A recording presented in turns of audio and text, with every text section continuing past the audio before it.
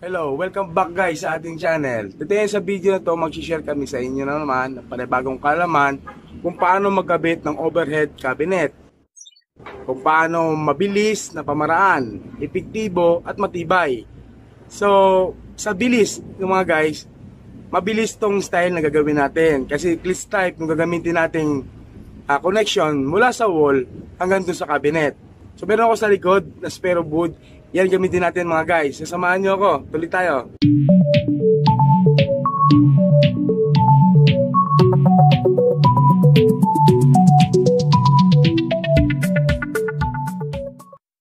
So guys, simula natin mag-cut. Huwag natin kalimutan magsuot ng mga PPEs natin. Yan, para sigurado at epektibo yung paggawa natin. Malayo ito sa disgrasya.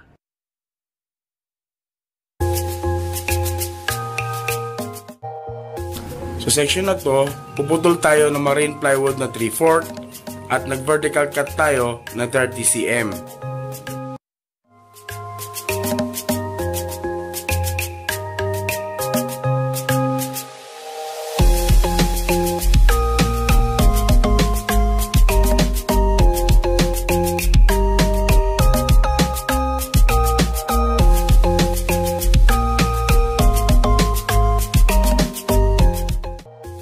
Sa section na to ay mag-horizontal cut naman tayo para sa dalawang side panel at isang top at isang bottom.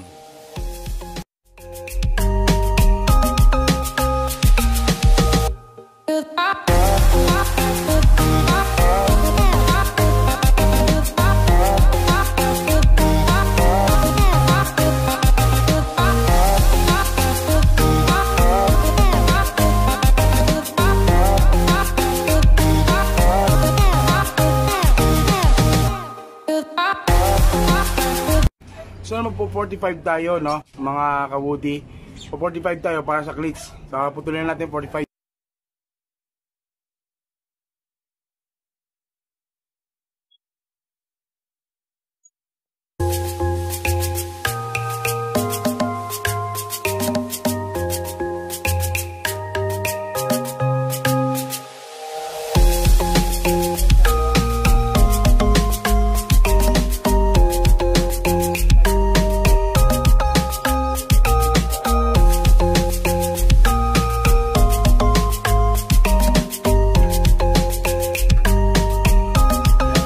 Straight cut na naman tayo ulit. Set ko ulit yung circular. Pang 90 naman puto natin sa mga tuwid niya.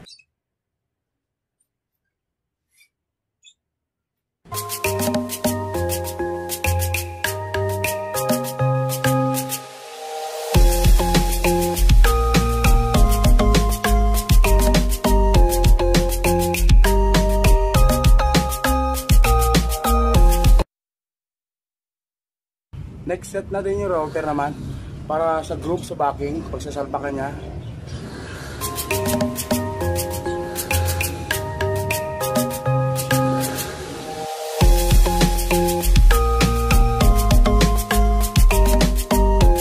So dito naman nagset tayo ng router para pagsalpakan naman ng backing natin.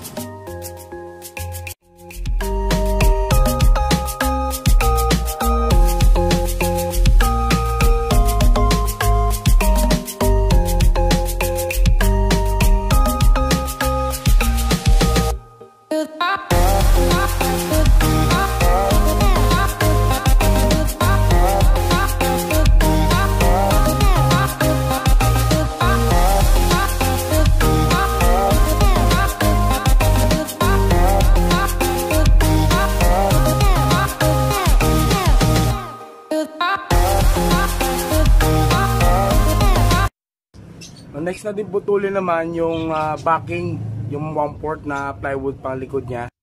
Itabasin natin.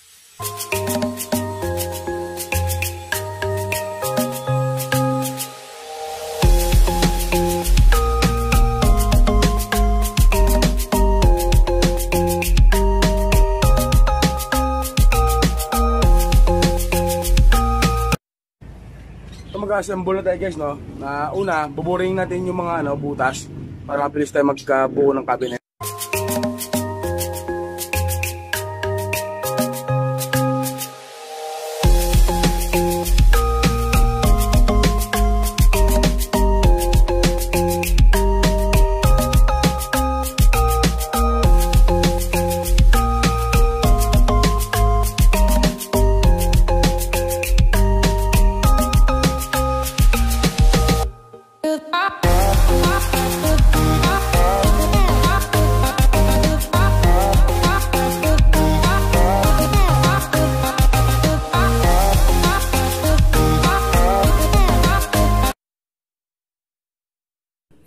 Yan guys, no?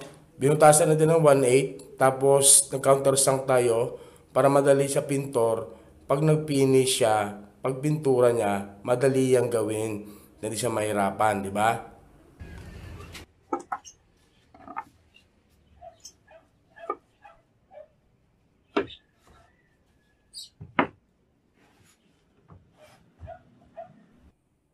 Yan guys, no? Asimpulin natin cabinet ng overhead. Yung pinutol kanina.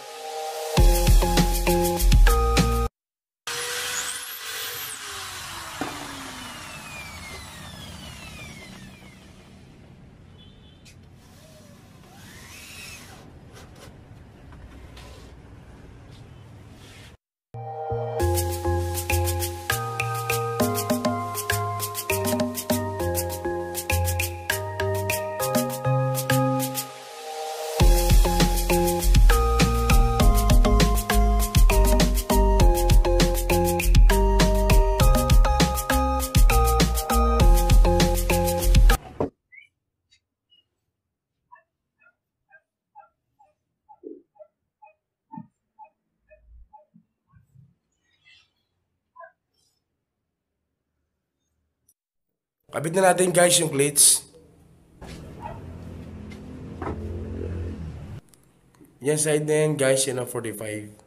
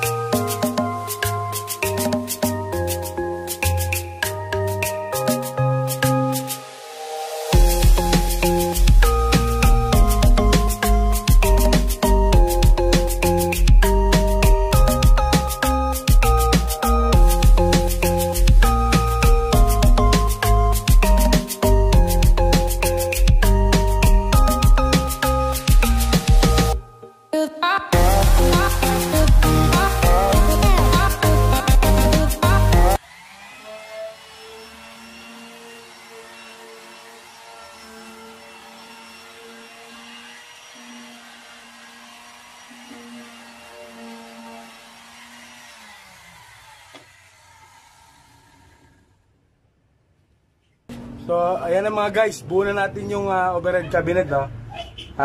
Ito yung 45 degrees niya. Dito, nakasalubong niya sa isa. Cleats. No? So, dapat yung isa, yung nasa wall, maiksi. Maiksi na siya. Para pag ganyan mo, yan. Ay, makakapag-adjust ka pa. Kasi meron siyang allowance. Yan. So, tara na. Kabit natin sa wall. So guys, dyan ko sa paano ikabit. Dyan sa lugar na yan. So, dyan ko siya i-mount. So, unang di kakabit dyan sa wall, sa semento, itong 45 na isa. Yan. Itong 45 na isa. Kakabit natin ganyan sa wall yan. Yan. Para doon sa sabit yung cabinet na ginawa natin kanina. So, mamarka ko siya mga guys na.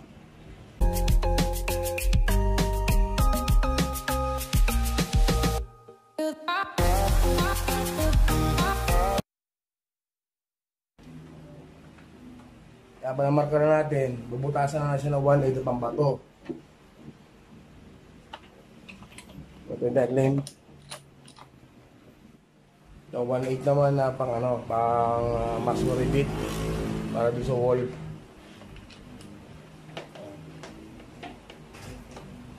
Set natin siya ng hammer.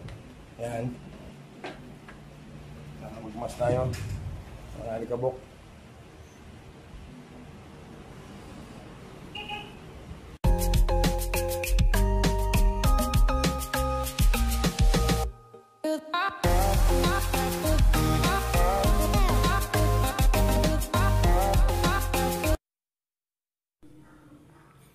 So yan guys, madali gamitin pagka 1/8 yung talim natin na ganito.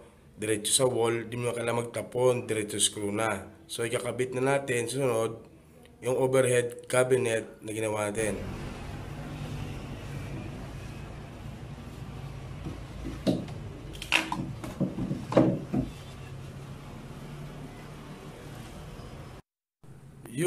ayos na. Di ba mabilis ikabit? Kasi may 45 na sa likod. Pag nagtagpo na yan, yung 45 na sa likod, yan na, sasabit na agad yung cabinet na overhead.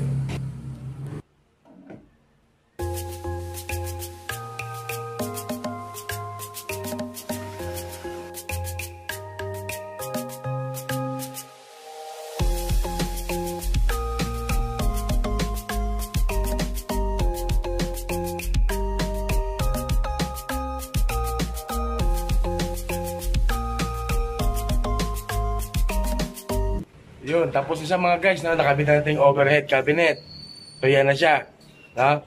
Ngayon, itong mga sapatos natin na extra na dito, kaya bala ko, doon ilalagay para wala na mga karton dito. So yun mga guys, napakadali lang magkabit ng overhead cabinet, di ba? Napakabilis, napakaswabe lang. Hindi kayong kailangan pag gumamit ng mga concrete nail, pala ipalo mo doon. Minsan nagkakalak pa yung mga wall na pagkakabitan natin.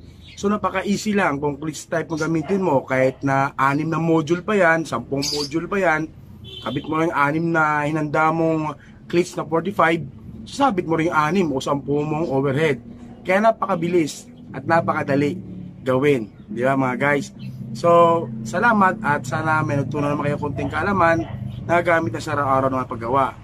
So kung like mo ganitong mga video at content, mag-subscribe ka, then pindutin mo yung notification bell para updated kayo lagi sa mga video na ina-upload namin. Thank you mga guys, ingat kayo.